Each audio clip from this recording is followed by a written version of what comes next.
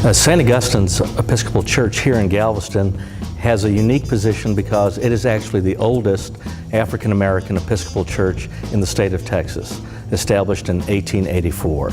And through the years, it has been a center for the black community here on the island. Now, though, things have changed. The neighborhood that we're in is much more varied, and about a third of the population on the island is now Hispanic, a third Caucasian, and a third is African American. And we find all those people here over at St. Augustine's. But now, as things have changed and the demographics in the neighborhood have changed, the church has grown and adapted to meet the needs of the neighborhood around us. So we have a community garden, which is open to all the people of the neighborhood. Additionally, we have our annual art show, which is held in conjunction with Art Walk in the fall, and that is open to all artists in the region. So we extend beyond the shores of Galveston and go into places as far as, believe it or not, Austin. We also have our annual barbecue, which brings in, and I dare say it's probably better than the Houston Rodeo barbecue, because we have barbecuers who come in from all over the country, and our big draw is Neil Strotter, otherwise known as Big Mista, who grew up here at St. Augustine's and now is a nationally famous barbecuer. I was assigned to St. Augustine's 2 weeks before Hurricane Ike, and I'm a bivocational priest. I'm a lawyer by day and then a priest all the time.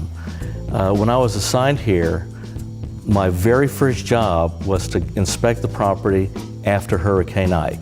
And I came down here when the island was still closed with our senior warden, Bill Taylor.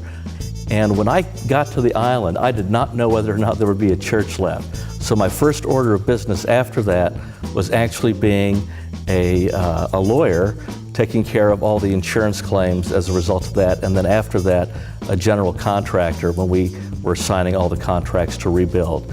The parish hall was destroyed during the hurricane, as was the classroom space, and now we have beautiful facilities, and as I always remind the people here at St. Augustine's, we are one of the few churches in the diocese that has absolutely no mortgage with brand new buildings. I think the role for St. Augustine's going forward in the community here in Galveston is to continue that rich tradition that it always has had, and that is ministering to those who are societally here maybe a little bit on the edges.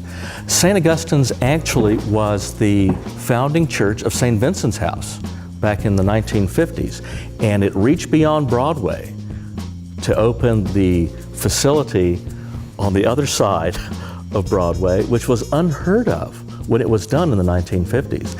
And I think that's what it will continue to do now, to kind of break through some of these social barriers that we have. My biggest surprise is the way the people here have interacted together. Because with the grand diversity that is here, no one focuses on the differences at all. They really don't. And they look past it, and they all treat each other as a family. And to witness that is very humbling.